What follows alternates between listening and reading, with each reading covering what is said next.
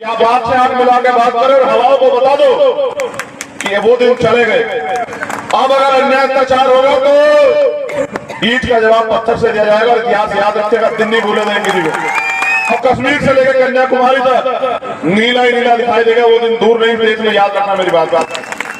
जिस दिन आप उनमें चंद्रशेखर को देख लोगे और उनका साथ में रख जाओगे, मैं पूरे विश्वास के साथ कहता हूं कि 95-90% आबादी बहुजन समाज की है उड़ीसा में।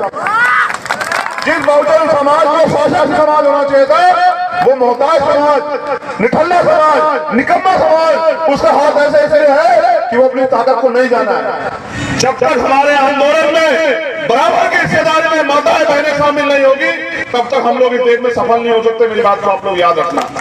दूसरों को जगाने से बेहतर, गांव-गांव चिल्लाने से जाके बेहतर अपने अपने घर से अंधविश्वास पाखंडवाद को निकालने का काम करो। बाबा साहब के संविधान को स्थापित करने का काम करो। अपने लोगों को पढ़ाने का काम करो। विरोधी को पता है कि डॉक्टर अम्बेडकर के बिना देश की राजनीति नहीं चलेगी, इसलिए बाबा साहब की बात करने लगे।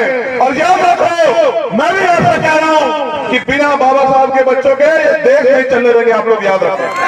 आप किसी के जो है चमचे नहीं बने, किसी के पीछे खड़े होने वाले नहीं बने, अपने मूवमेंट में जुड़ गए तो मैं लिख के देता हूं उस दिन आप मालिक बनोगे। वरना पिछले 131 गुलाम तो जो है वो दिल्ली की पार्लियामेंट में रहते हैं। आप तय करो आपको गुलाम बन के जीना है या शासक बन के जीना है।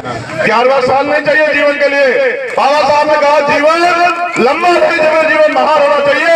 मैं आपसे वादा करता हूं कि हम सब लोग मिलकर इतनी मजबूती से काम करेंगे, जो आगे सामने बैठे और पीछे, कि 10 साल के अंदर बाबा साहब अम्बेडकर के सपनों को इतनी मजबूती से भारत में खड़ा करेंगे कि दुनिया के लोग याद रखेंगे। इतिहास भूलेगा नहीं। हम बाबा साहब का खून है और ये खून मिट सकता है, झुक नहीं सकता।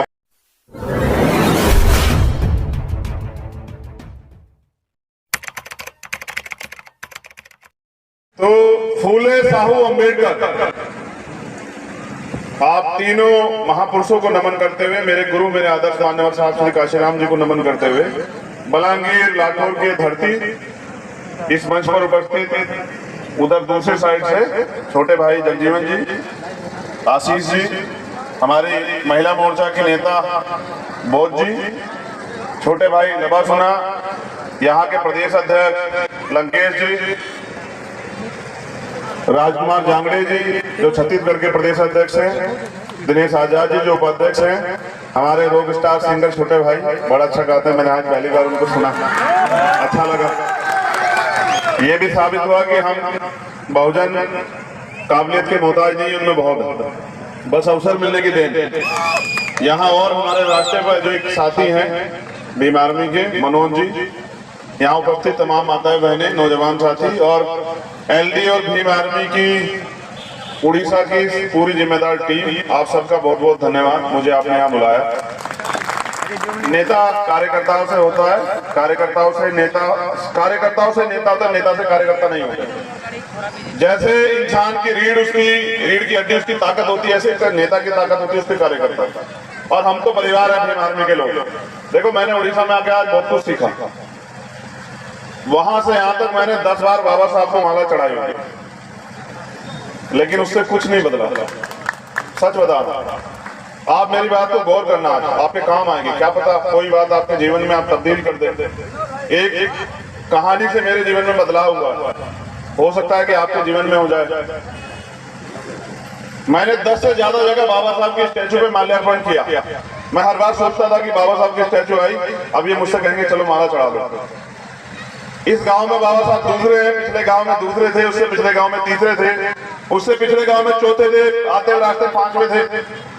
देखो, बाबा साहब को भगवान मत बनाओ। मैं फिर कह रहा हूँ, बाबा साहब ने खुद कहा है, मैं नहीं कह रहा हूँ।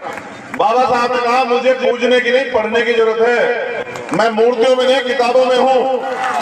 जब दिन निकलेगा तो 2 घंटी बजेगी, 1 घंटी मंदिर की और 1 स्कूल की। आपको करना है कि आपको किधर जाना। साथियों, आज हम यहाँ बहुत भीमा महोत्सव बना रहे हैं। देखो, मैं सच बताता हूँ, गुलामों का कोई धर्म नहीं होता। आप इस देश में अपने आप को आजाद समझते हैं? नहीं, समझने से नहीं होता है। गुलाम गुलाम होता है और गुलाम का कोई धर्म नहीं होता। जिसका राज होता है उसका धर्म होता है और जिसका राज नहीं होता उसका धर्म नहीं होता। मैं कह रहा हूं कोई बुराई नहीं। मैंने तो आज आपको नाचते हुए देखा। नाच तो हम लोग हजारों साल से रहे हैं, दूसरों के शासक के इशारे में हम लोग नाचते हैं। मैंने आपको खूब देखा नाचते हुए। थोड़ी देर की खुशी बना के फिर पूरे 5 साल रोते रहते हो।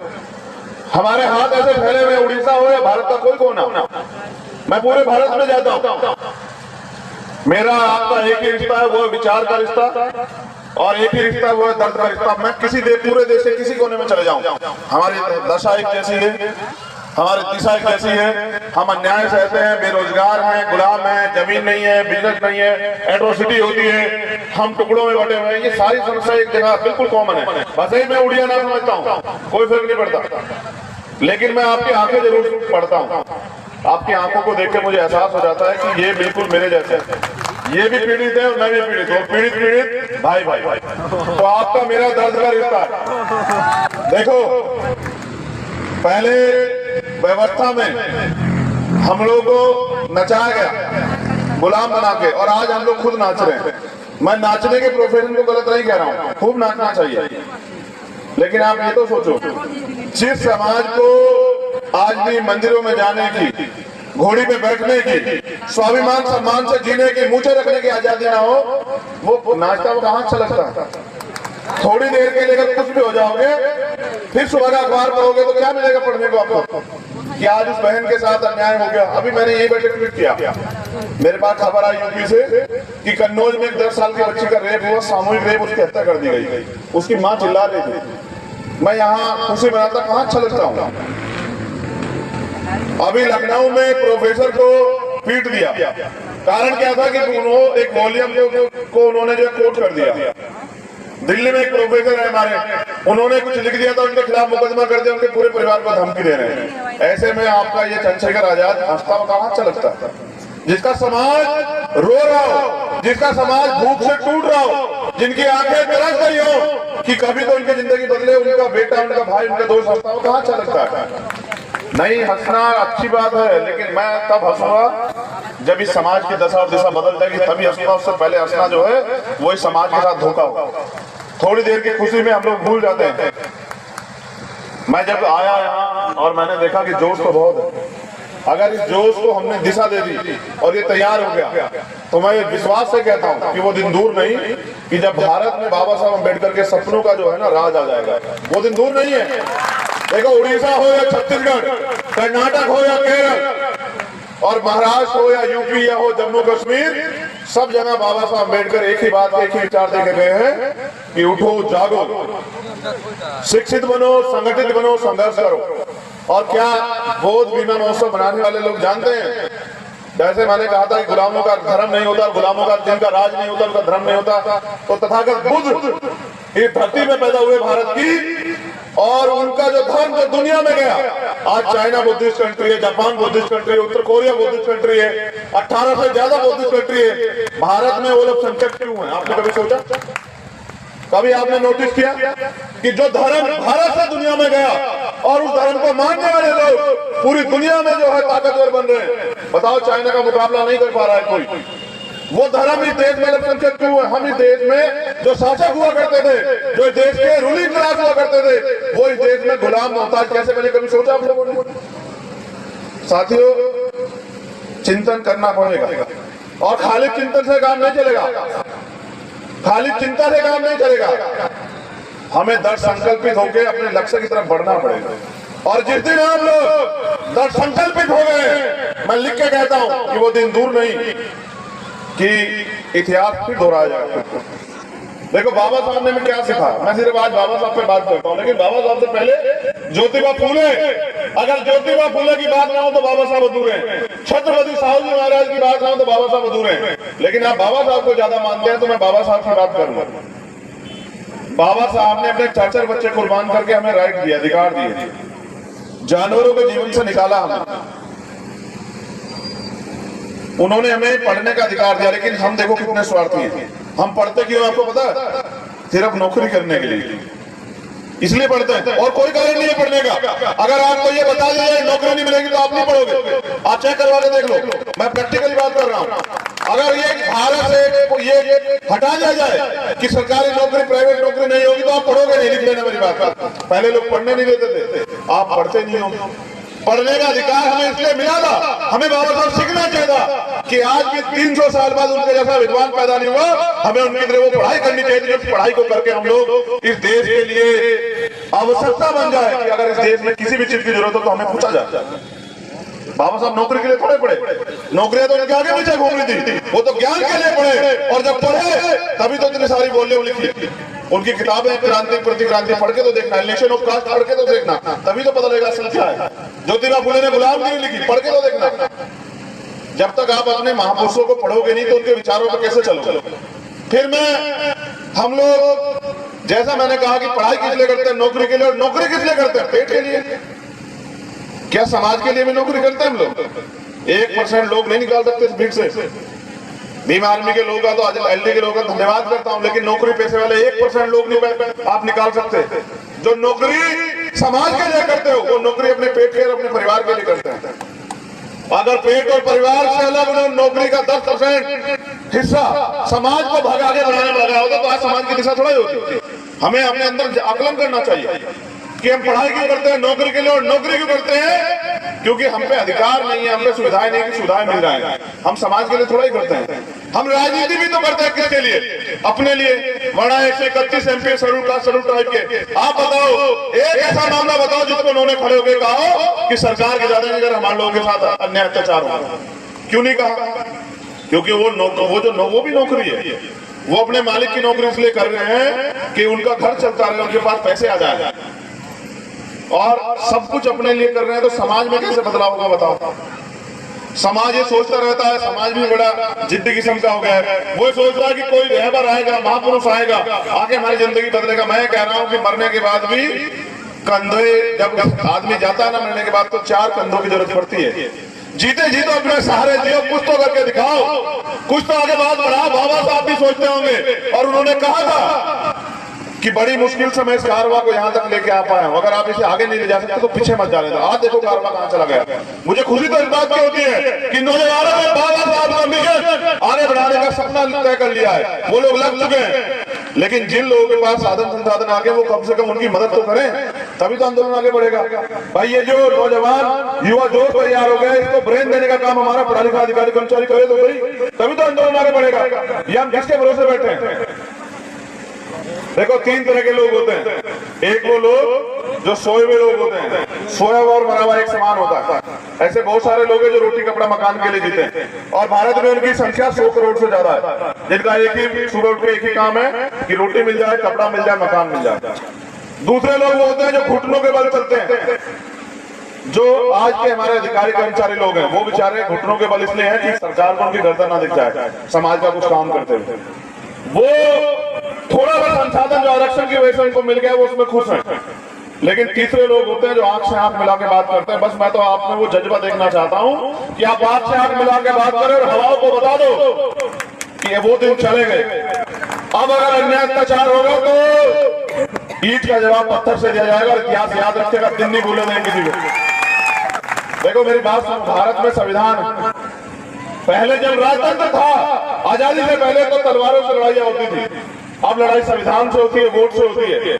जिस दिन आप अपने वोट की वैल्यू समझ जाओगे और काम करने वाले व्यक्ति को मौका दोगे, तो वो दिन दूर नहीं कि उत्तर प्रदेश से लेके कन्याकुमारी से लेके कश्मीर तक, और कश्मीर से लेके कन्याकुमारी तक नीला ही नीला दिखाई देगा। वो दिन दूर नहीं, देश में याद रखना मेरी बात। लेकिन वो चिल्लाने से नहीं आएगा सर, उसके लिए मेहनत करनी पड़ेगी। जिनसे मुकाबला है वो 5 बजे उठ के साखा लगाते हैं। आप 5 बजे उठ के समाज को जगाने का काम करते हो? अगर आप उनसे जीतना चाहते हो तो उनसे ज्यादा काम करना पड़ेगा। और यहाँ की जो सरकार है वो 35 साल से सरकार में है, वो उनके पिताजी। इस बार मुझे प्रदेश अध्यक्ष ने बताया कि यहाँ बाबा साहब अम्बेडकर का मूवमेंट खड़ा होने लग गया है, यहाँ गली गली जय भीम की बात होने लग गई है। इस कारण से मुझे पता लगा मुख्यमंत्री इस बार बाबा साहब को नमन कर रहे थे। ये आपकी ताकत है, ये आपके मूवमेंट की ताकत है कि जिन लोगों ने आजाद भारत में, जिन लोगों ने बाबा साहब की जीते जी सब यात्रा निकाली, आज वो भी बाबा साहब की बात करते हैं।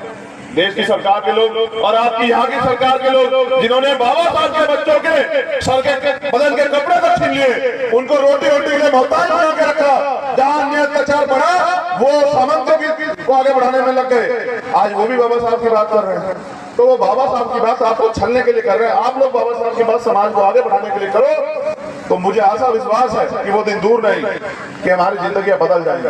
अगर आप ये सोचते हैं कि आपकी जिंदगी बदलने के लिए कोई और आएगा, तो ये आपकी गलतफहमी है। भाई मैं वहां से कहा आने वाला, आपको तो अपने यहाँ चंद्रशेखर पैदा करने पड़ेंगे और कहीं तो इस मंच पे हैं। जिस दिन आप उनमें चंद्रशेखर को देख लोगे और उनका साथ देने लग जाओगे, मैं पूरे विश्वास के साथ कहता हूँ कि 95-90% आबादी बहुजन समाज की है उड़ीसा में।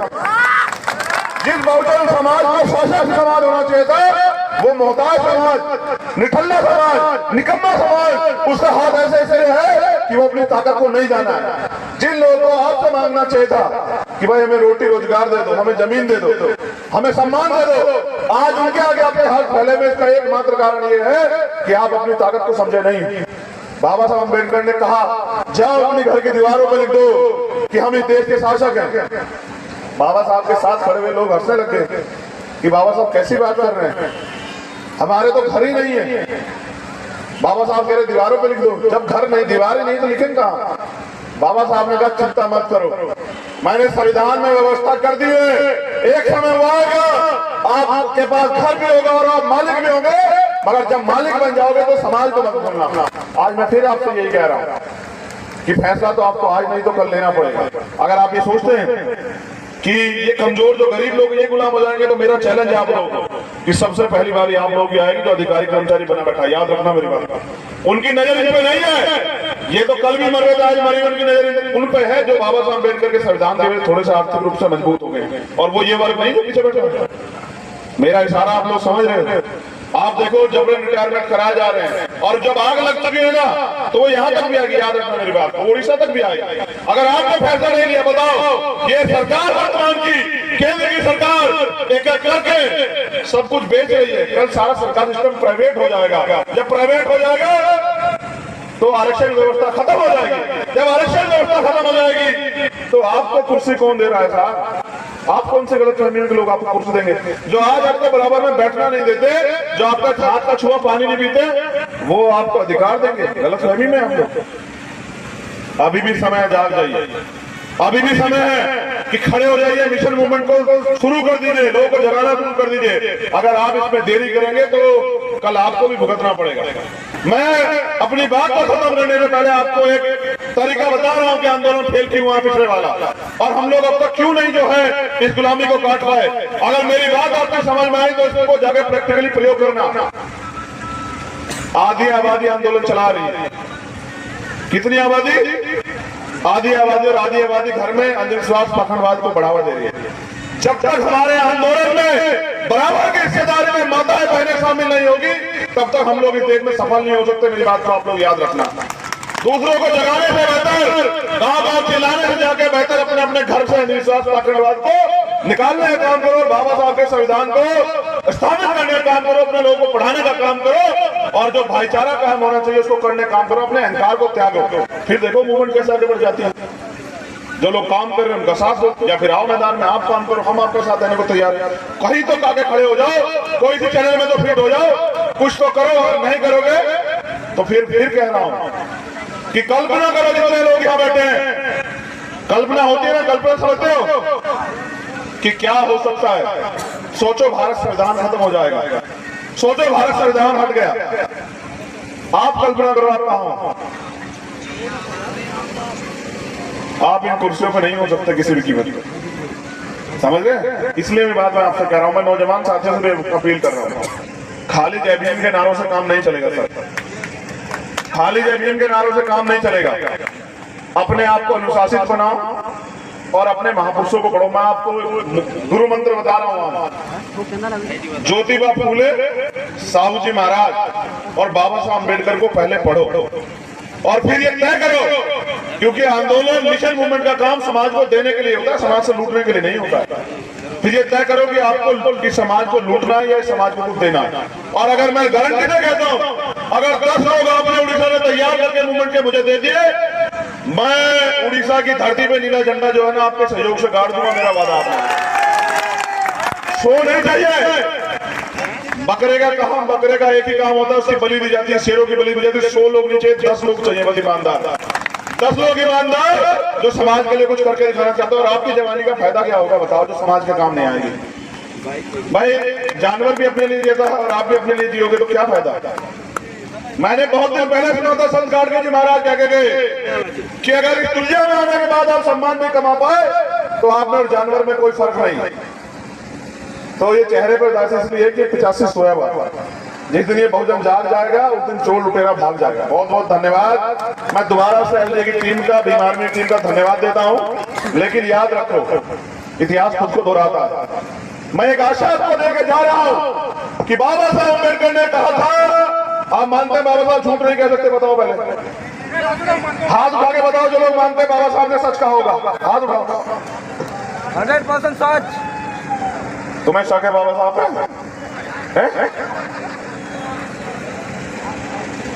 आप जो कहे कि बाबा के नारा से काम नहीं होगा, मैं दिल से अनुशासित होने के लिए कोशिश करूंगा। मैंने तुमसे अनुशासित के रूप में पूछा कि हाथ उठाओ, तुम ये मानते हो कि बाबा साहब ने जो कहा वो सच है? तो सच ये बाबा साहब ने कहा था कि 21वीं सदी हमारी है। मैंने तो नहीं कहा ना। किसने कहा? किसने कहा? बाबा साहब झूठ तो नहीं कह सकते ना। भारत में सबको पता है, विरोधी को भी पता है कि बाबा साहब के बच्चे जा चुके हैं। विरोधी को पता है कि डॉक्टर अंबेडकर के बिना देश की राजनीति नहीं चलेगी, इसलिए बाबा साहब की बात करने लगे। और याद रखो, मैं भी ऐसा कह रहा हूं कि बिना बाबा साहब के बच्चों के ये देश नहीं चलने देंगे। आप लोग याद रखो, आप लोग कमर कसो, गांव-गांव में समाज को तैयार करो। समाज को सुरक्षा देनी है बीमार के माध्यम से, और समाज को तैयार करना है, क्योंकि वोट की जो वैल्यू है ना उसको भी समझो। वोट का अधिकार बिकने के लिए नहीं मिला, गुलामी से मुक्ति के लिए मिला। और वोट की रक्षा बहन बेटियों की, अपनी माता बहनों के सम्मान की तरह करनी है। जिस दिन आपने वोट की रक्षा कर ली और वोट जिम्मेदारी से दिया, और आप पिछलकू नहीं बने, आप किसी के जो है चमचे नहीं बने, किसी के पीछे खड़े होने वाले नहीं बने, अपने मूवमेंट में जुड़ गए, तो मैं लिख के देता हूं उस दिन आप मालिक बनोगे। वरना पिछलकू 131 गुलाम तो जो है वो दिल्ली की पार्लियामेंट में भी रहते हैं। आप तय करो आपको गुलाम बन के जीना है या शासक बन के जीना है। आपने मैं बनना गुलाम, चिंता मत करो, मेरा वादा आप लोगों से। 10 साल में बाबा साहब अम्बेडकर के आंदोलन को घर घर तक पहुंचा कर दिखाएंगे। 11वां साल नहीं चाहिए जीवन के लिए। बाबा साहब ने कहा जीवन लंबा रहे, जीवन महान होना चाहिए। मैं आपसे वादा करता हूं कि हम सब लोग मिलकर इतनी मजबूती से काम करेंगे, जो आगे सामने बैठे और पीछे, कि 10 साल के अंदर बाबा साहब अम्बेडकर के सपनों को इतनी मजबूती से भारत में खड़ा करेंगे कि दुनिया के लोग याद रखेंगे। इतिहास भूलेगा नहीं, हम बाबा साहब का खून है, और ये खून मिट सकता है, झुक नहीं सकता। बहुत बहुत धन्यवाद। जय भीम, जय भारत, जय मंडल, जय जोहर, जय संविधान, और आप सभी के लिए मंगल कामना। धन्यवाद। चंद्रशेखर सर, थोड़ा सा मैं गुजारिश करूंगा, कृपया एक पल के लिए आप स्पीच पे आए। चंद्रशेखर